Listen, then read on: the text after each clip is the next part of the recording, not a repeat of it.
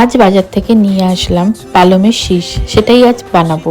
এখানে আমার সব সবজি কাটা হয়ে গেছে আর গরম তেলেতে এবার ভাজতে দিয়ে দেব। তারপর শাকগুলো দিয়ে অল্প পরিমাণে হলুদ, লঙ্কা, জিরে গুঁড়ো, ধনে গুঁড়ো আর একটু আদা চেঁচে দিয়ে দিয়েছিলাম। তারপর এটা দিয়ে দেবো প্রেসার কুকারে আর একটু গোটা সেদ্ধর ফ্লেভার আনার জন্য দিয়ে দিয়েছিলাম কয়েকটা কড়াইশুঁটি।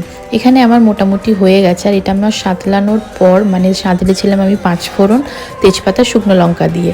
আর আজকে রান্না করব হচ্ছে ট্যাংরা মাছের ঝাল আর তেলকই রেসিপি তোমরা অনেকেই দেখেছো। আর এখন ট্যাংরা মাছগুলো আমি ভেজে নিচ্ছি। যারা ট্যাংরা মাছ ভাজতে জানো না, ঠিক এইভাবে ভাজবে। এক হাতে সাঁড়াশি দিয়ে একটা থালা নিয়ে রেডি থাকবে যাতে না ফেটে ছিটকায়। আর এটা ছিল তেলকইয়ের রেসিপি।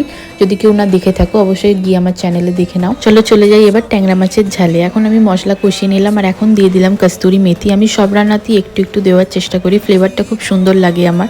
আর এই ছিল আমার ট্যাংরা মাছের ঝাল। ভিডিওটা কেমন লাগলো জানিও, আবার দেখাবে নেক্সট ভিডিওয়ে।